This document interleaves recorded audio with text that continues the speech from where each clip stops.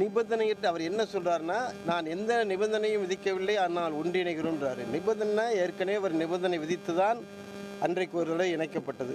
அது மிகப்பெரிய வெற்றியாக கருத முடியாத சூழ்நிலையிலே, அதோடு மட்டுமல்ல, அவர் இன்னொன்று சொல்கிறாரு, ஒற்றை தலைமையாக வந்து என்ன வெற்றி பெற்றாய், இரட்டை தலைமையாக இருந்து என்ன வெற்றி பெற்றோம், அப்பையும் வெற்றி பெறலை.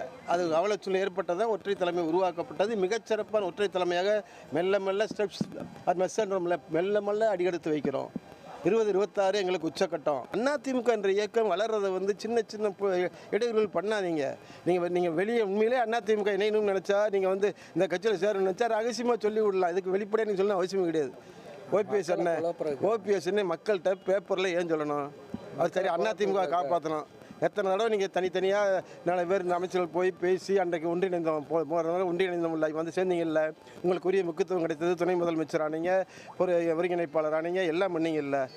தனியாக போய் சொல்லிவிட்டு, ஐயா நான் இந்த பொது அளவில் எனக்கு கஷ்டமாக போச்சு, விடுங்க, நாங்கள் அதிமுக தொண்டங்களை நாங்கள் காப்பாற்றுறேன்னு பத்திரிகைகள் கொடுக்க வேண்டிய அவசியம் இல்லை. அவர் உண்மையிலே நினைத்தார் என்றார், அதிமுகவில் அவர் உண்மையிலே சேர வேண்டும், இந்த அதிமுக வெற்றி பெற வேண்டும், அம்மாவுடைய புகழை காக்க வேண்டும், புரட்சி காக்க வேண்டும் என்றால் அருமையான எடப்பாடி தலைமையை ஏற்றுக்கொள்கிற வாய்ப்பை அவர் மிக செய்தியாக சொல்லிவிட வேண்டுமே தவிர, பேப்பரில் செய்தி கொடுத்து நான் தர்மம் வெல்லும், சூது வெல்லும், அது வெல்லும், இது வெல்லும் விமர்சனம் பண்ணிக்கிட்டு இது ஒரு நிபந்தனை இல்லாமல் என்ன நிபந்தனை இல்லாமல் பண்ண போகிறாங்க? ஒன்றுமே இல்லை. அப்புறம் இதுக்கு நிபந்தனையே தேவையில்லை.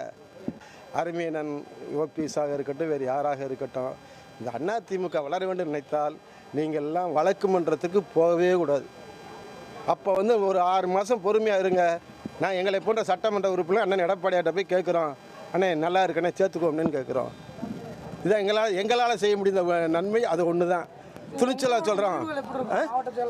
நிபந்தனை ஓ பன்னீர்செல்வம் 6 மாத காலம் அமைதியாக இருந்தால் எடப்பாடி பழனிசாமியிடம் பேசி அவரை மீண்டும் அதிமுகவில் இணைத்துக் கொள்வது பற்றி முடிவெடுக்கப்படும் என ராஜன் செல்லப்பா தெரிவித்திருக்கிறார்.